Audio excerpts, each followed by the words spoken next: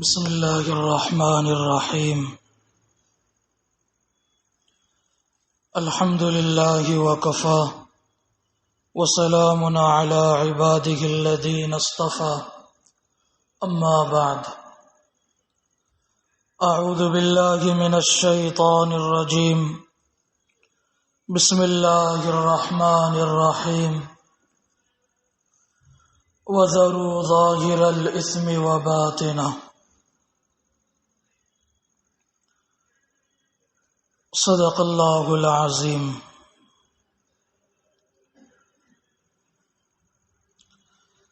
اللہ تعالیٰ نے ہر انسان کو دنیا میں اس لیے پیدا کیا کہ انسان اللہ تعالیٰ کی عبادت کرے۔ یہی وجہ ہے کہ انسان کے پیدائش کے مقصد کو اللہ تعالیٰ نے صاف لفظوں میں ارشاد فرما دیا، وَمَا خَلَقْتُ الْجِنَّ وَالْإِنسَ إِلَّا لِيَعْبُدُونَ۔ تو خوش نصیب ہیں وہ انسان جن کی زندگیوں میں اللہ تعالیٰ کی عبادت ہے، اور بد نصیب ہیں وہ انسان جن کی اپنی زندگیوں میں اللہ تعالیٰ کی نافرمانی ہے۔ عبادت کرنے والے سے اللہ تعالیٰ خوش ہوتے ہیں،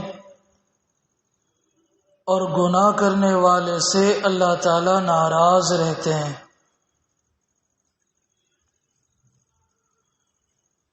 انسان گناہ کب کرتا ہے؟ ہمارے بزرگوں نے ارشاد فرمایا، بنیادی وجہ 3 ہوا کرتے ہیں جس کی بنیاد پر ہر انسان گناہ کرتا ہے۔ پہلی وجہ یہ ہوتی ہے کہ انسان سمجھتا ہے کہ مجھے کوئی نہیں دیکھتا، مجھے کوئی نہیں دیکھ رہا ہے۔ انسان سمجھتا ہے کہ میں اکیلے میں ہوں، کوئی اس وقت میرے ساتھ نہیں، تو گناہ کر جاتا ہے۔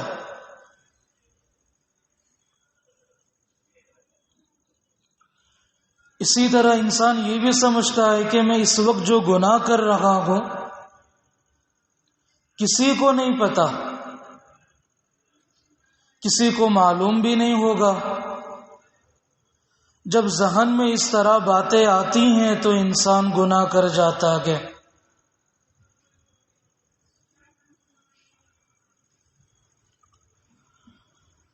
اور تیسری وجہ یہ ہوتی ہے کہ انسان سمجھتا ہے کہ میں اکیلا ہوں، تنہا ہوں، تو خود کو اکیلا سمجھ کر، تنہا سمجھ کر بھی انسان گناہ کرتا ہے۔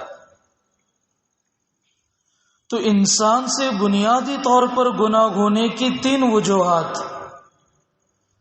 ایک وجہ یہ کہ مجھے کوئی نہیں دیکھ رہا، دوسری وجہ یہ کہ کسی کو نہیں پتا کہ میں کیا کر رہا ہوں، اور تیسری وجہ یہ کہ میں اکیلا ہوں، اس وقت میرے ساتھ کوئی نہیں۔ اگر انسان ان تینوں باتوں کو اپنی زندگی سے ختم کرے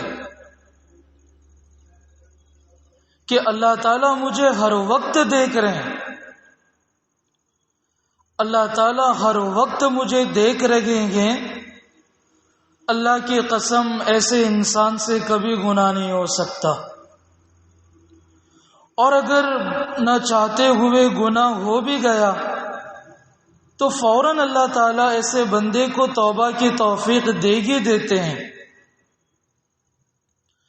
تو پہلی چیز انسان یہ ختم کرے کہ مجھے کوئی نہیں دیکھ رہا۔ حالانکہ انسان جب گناہ کرتا ہے، اللہ تعالیٰ کی نظر جو اس بندے پر اس وقت ہوتی ہے، اللہ تعالیٰ نے قرآن پاک میں بڑا عجیب منظر کھینچا۔ اللہ تعالیٰ نے یہ نہیں فرمایا کہ اللہ تعالیٰ تمہیں گناہ کے وقت دیکھتے ہیں، اللہ تعالیٰ کے فرشتے تمہیں دیکھتے ہیں۔ اللہ نے بڑا عجیب لفظ استعمال فرمایا، اللہ فرماتے ان ربک لبالمرصاد۔ عجیب بات ہے یہ مرصاد ہے کیا، اس کو سمجھنے کی ضرورت۔ مشائخ نے اس کی بڑی پیاری مثال دی، جیسے کوئی بندہ جنگل میں جائے شکار کرنے کے لیے،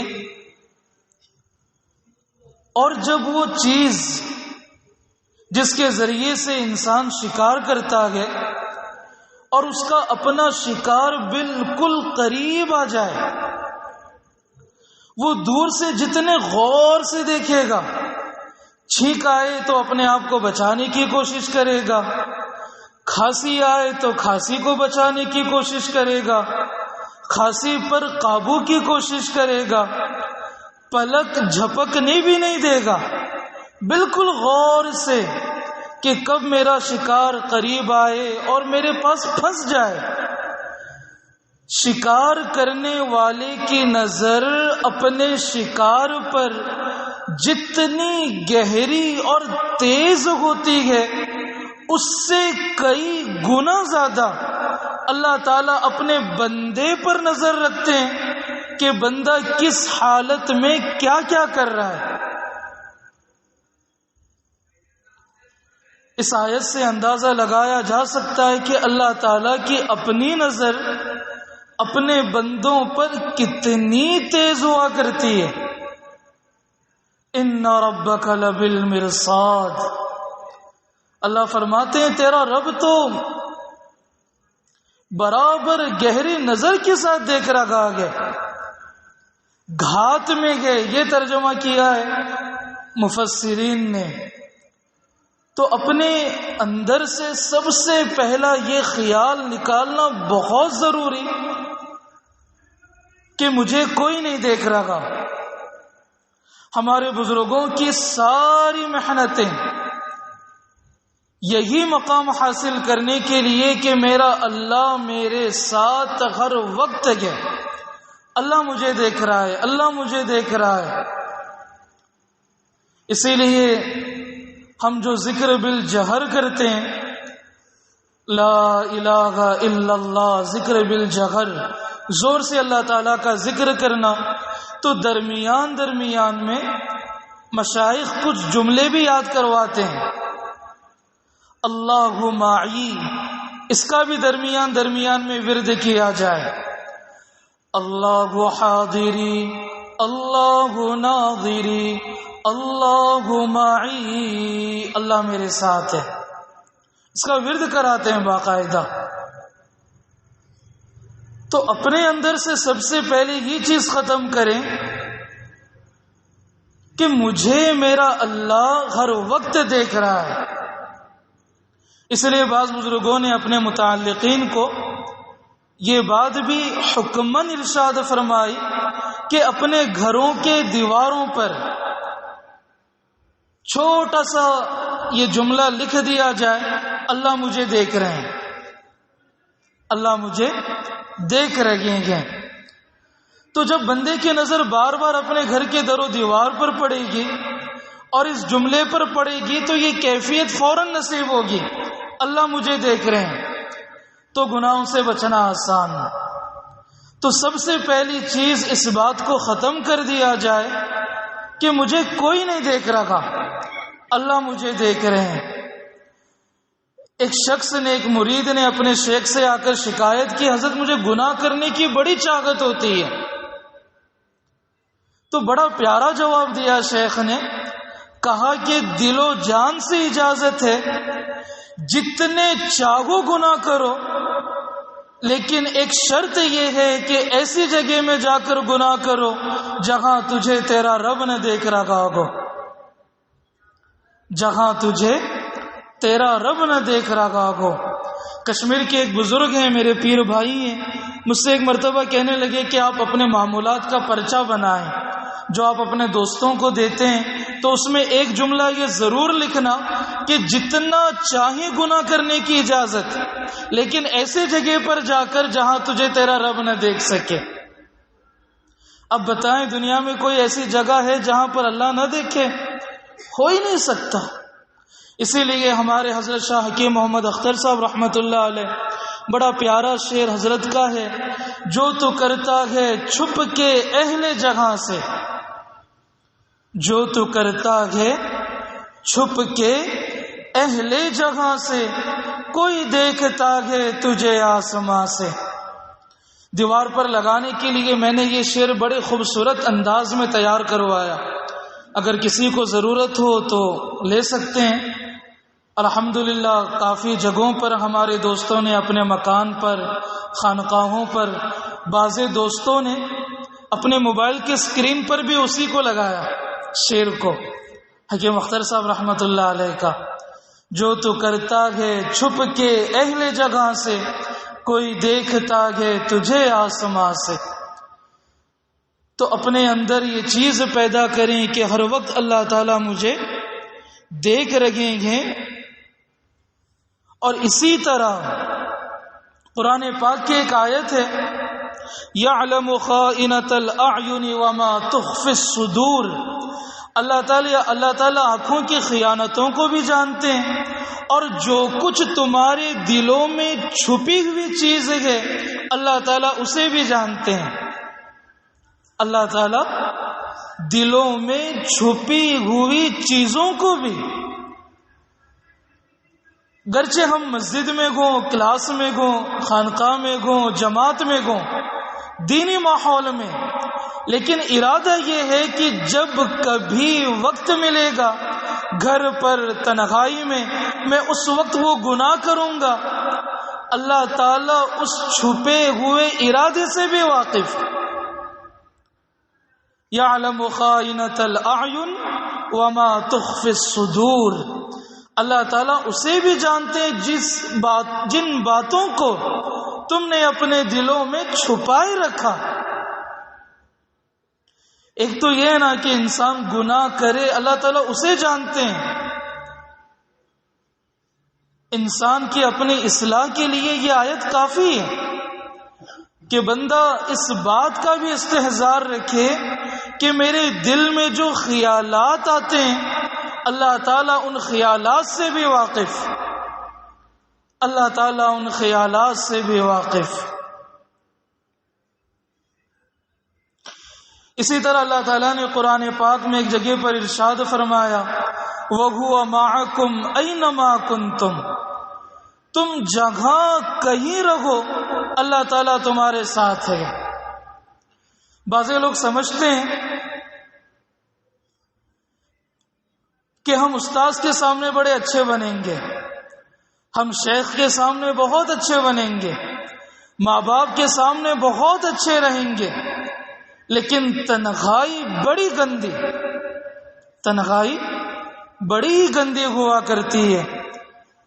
موبائلوں پر جا کر اپنی انگلیوں کے ذریعے سے غلط چیزیں سرچ کرنا، پھر یہ بھی سوچنا کہ شاید کوئی دیکھ نہیں رہا، اور کوئی آنے سے پہلے سرچ کی جو لسٹ ہوتی ہے اسے بھی ڈیلیٹ کر دوں گا،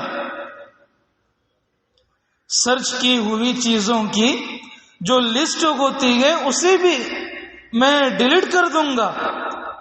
اے انسان، تو اپنے انگلیوں سے سرچ کیے ہوئے چیزوں کی لسٹ کو تو ڈیلیٹ کر سکتا ہے، لیکن اللہ تعالیٰ نے تیرے دماغ میں یہ بات آنے سے پہلے، تیرے پیدا کرنے سے پہلے، کئی ہزار سال پہلے اللہ تعالیٰ نے سورہ یاسین کا حصہ بنا دیا کہ کل قیامت کے دن تیرے منہ پر اللہ تعالیٰ مہر مار دیں گے، اور یہی انگلیاں جن انگلیوں کے ذریعے سے تو موبائل کے اسکرین پر سرچ کرتا تھا، انسٹاگرام پر جا کر سہیلیوں سے، لڑکیوں سے، لڑکوں سے جا کر چیٹنگ کرتا تھا، یہ انگلیاں بھی کل بروز قیامت اللہ کے سامنے گواہی دیں گے۔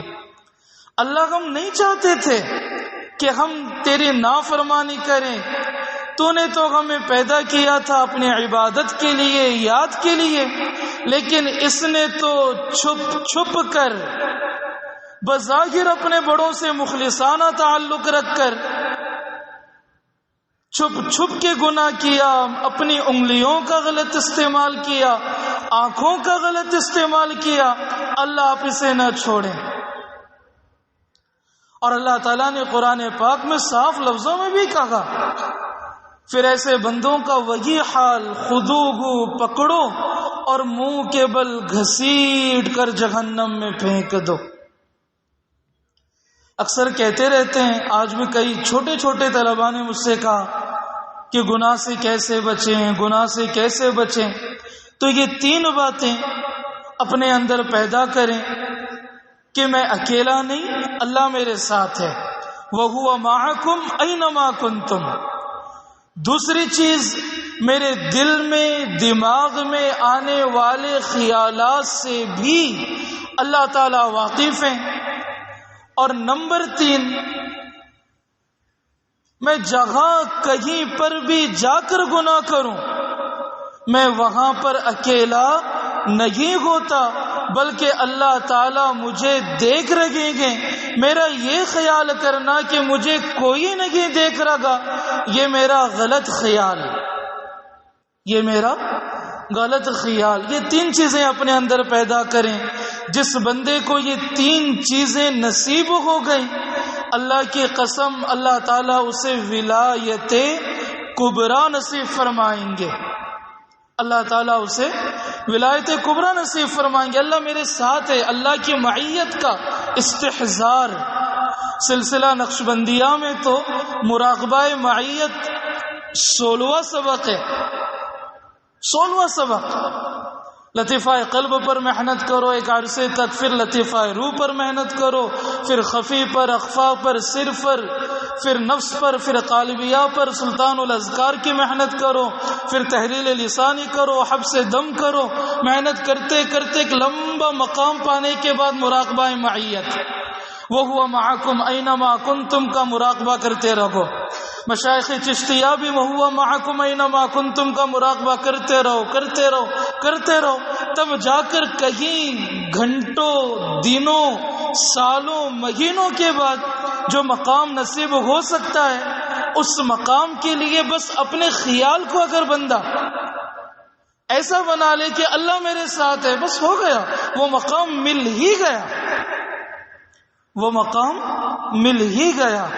اللہ تعالیٰ کا اتنا ذکر کیا جائے، میں قربان جاؤں اپنے شیخ پر، کیا پیارا جملہ ارشاد فرمایا، اللہ تعالیٰ کو اتنا یاد کرو، اللہ تعالیٰ اتنے یاد ہو جائیں کہ اللہ کو بھولنے پر بھی بندہ نہ بھول سکے، اللہ کو بھولنے پر بھی بندہ اللہ کو نہ بھول سکے۔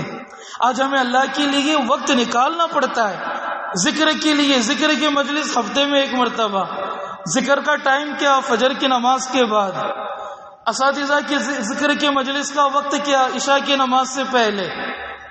یعنی اندازہ یہ ہوا کہ ذکر کے لیے ہم نے وقت طے کیا، حالانکہ ہماری ساری محنت، میرے شیخ فرماتے ہیں اللہ کو اتنا یاد کرو کہ اللہ کی یاد پیوست ہو جائے، بالکل بھولنا چاہے تب بھی نہ بھول سکے، اللہ کی اتنی محبت ہو جائے دل کے اندر کہ انسان کی نکلنے والی ایک ایک سانس انسان کے لیے مجلس ذکر بن جائے، انسان سے نکلنے والی ایک ایک سانس انسان کے لیے مجلس ذکر بن جائے۔ ذکر کسے کہتے ہیں؟ یاد کو، اللہ کی یاد اتنی نصیب ہو جائے کہ بندہ بھول جانے کی بھی کوشش کرے تو بھول نہیں سکتا۔ ہمارے بزرگوں میں حافظ غلام حبیب صاحب نقشبندی رحمت اللہ علیہ بڑی عجیب بات ارشاد فرماتے تھے، آخر زمانے میں کہتے تھے آج اللہ تعالیٰ نے مجھے ایسا مقام دے دیا، اگر میں جنگل میں بھی جا کر بیٹھ جاؤں، اللہ کی قسم میرے وہاں پر بیٹھنے پر اللہ جنگل میں بھی منگل کا سما بنا دے، میں غلط قدم بھی اٹھاؤں، اللہ تعالیٰ میرے اٹھائے ہوئے الٹے قدم کو بھی سیدھا بنا دے۔ اللہ کی قسم اللہ یہ مقام بندے کو نصیب فرماتے ہیں، اور اللہ نے پیدا ہی اس لیے کیا یعبدون کہ بندہ عبادت کرے. اور عبادت کا یہ مطلب نہیں کہ بندے کو عبادت کے لیے وقت نکالنا پڑے، یہ تو ابتدائی مرحلہ ہوا. اصل چیز یہ ہے کہ انسان کا چلنا بیٹھنا، باتیں کرنا، ہنسنا، سونا، یہاں تک کہ فارغ ہونے کے لیے بیت الخلا جانا، یہ ساری چیزیں انسان کی اللہ کی یاد ہی بن جائے. بیت الخلا میں انسان جاتا ہے، باہر نکلنے کے بعد کون سی دعا پڑھتا ہے؟ غفرانک، اللہ مجھے معاف فرما. کیا اس نے کوئی گناہ کیا؟ مشائخ نے بڑا عجیب جواب دیا. بندے کے لیے حکم ہے کہ وہ ہر وقت اللہ کی یاد کے ساتھ زندگی گزارے. اب جو بیت الخلا کے اندر جو وقت تھا، جو اس نے فارغ ہونے میں وقت لگایا، اب چونکہ وہاں پر اللہ کو یاد نہیں کر سکتے، اللہ کا ذکر نہیں کر سکتے، تو اللہ کے ذکر کی کتنی اہمیت کہ بندہ باہر نکلتے ہی اللہ سے کہہ رہا ہے اللہ میں نے اتنا وقت آپ کی یاد کے بغیر گزارا، اللہ مجھے معاف کر دے. یہ ہے اصل حکمت دعا کی، غفرانک کی. بلکہ بعض بزرگوں نے تو بڑی عجیب بات ارشاد فرمائی، اللہ کے نبی علیہ الصلوۃ والسلام کا دل برابر جاری رہتا تھا. دل کا جاری ہونا یہ بھی ایک مستقل اصطلاح ہے. کبھی موقع ملے تو اس پر انشاءاللہ تفصیلی گفتگو ہوگی کہ انسان کا دل جاری ہو جائے اللہ کی یاد کے ساتھ. ایک ہے انسان کے دل کا دھڑکنا، ہر انسان کا دل دھڑکتا ہے، اس دھڑکنے کو کثرت ذکر کے ذریعے سے اللہ کی یاد میں پھڑکنا بنا دے. یہ ایک مستقل محنت. اس دل کے دھڑکنے کو پھڑکنا بنا دینا یہ ہے دل کا جاری ہونا. اس کے لیے کیا محنتیں، کیا رکاوٹیں، کبھی اللہ تعالیٰ موقع دیں تو بتائیں گے انشاءاللہ. فرماتے ہیں کہ اللہ کے نبی کا دل اتنا جاری تھا، ہر وقت اللہ تعالیٰ کی یاد، ہر وقت اللہ تعالیٰ کی یاد. حضرت عائشہ فرماتی ہیں اللہ کے نبی علیہ السلام سوتے تھے تب بھی اللہ کے نبی کا محبوب سرکار دو جہاں صلی اللہ علیہ وسلم ان کا دل اللہ کی یاد سے آباد رہتا تھا. تو فرماتے ہیں بعض مشائخ کہ اللہ کے نبی فارغ ہونے کے لیے بیت الخلا میں گئے، وہ وقت ایسا تھا جہاں پر یاد نہ کیا جائے اللہ کو ممنوع ہے، لیکن اللہ کے نبی باہر آ کر جو غفرانک کہہ رہے ہیں اس کی حکمت یہ ہے کہ اللہ جس جگہ پر آپ کو یاد نہیں کرنا چاہیے تھا، میرا دل آپ کے یاد کے ساتھ اتنا دیوانہ بن چکا ہے، وہاں پر بھی میں آپ کی یاد کے بغیر رہ نہیں پایا، اللہ مجھے معاف فرما دے، غفرانک. تو اللہ تعالیٰ کی یاد بندہ اتنا حاصل کرے، اور یہ چیز اسی وقت ممکن ہے کہ جب بندہ اپنے آپ کو گناہوں سے بچائے. پہلا قدم اللہ کی معرفت کے حصول کا، نور نسبت کے حصول کا، کہ انسان خود کو گناہوں سے بچائیں گے انشاءاللہ. تو یہ تین چیزیں اللہ تعالیٰ مجھے دیکھ رہے ہیں، مجھے کوئی نہیں دیکھ رہا، یہ چیز ختم کریں. اللہ مجھے ہر وقت دیکھ رہے ہیں، وہ بھی کس انداز سے؟ ان ربک لبالمرصاد.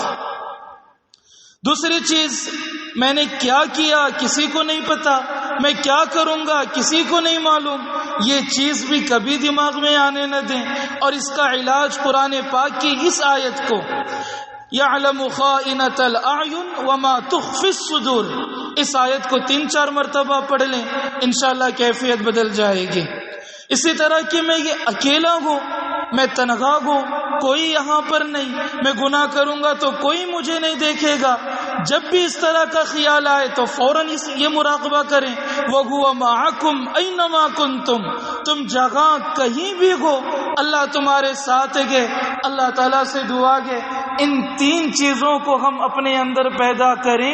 اللہ کی قسم، میں قسم کھا کے کہہ رہا ہوں، اللہ کی معرفت کا دروازہ ہمارے لیے کھل جائے گا.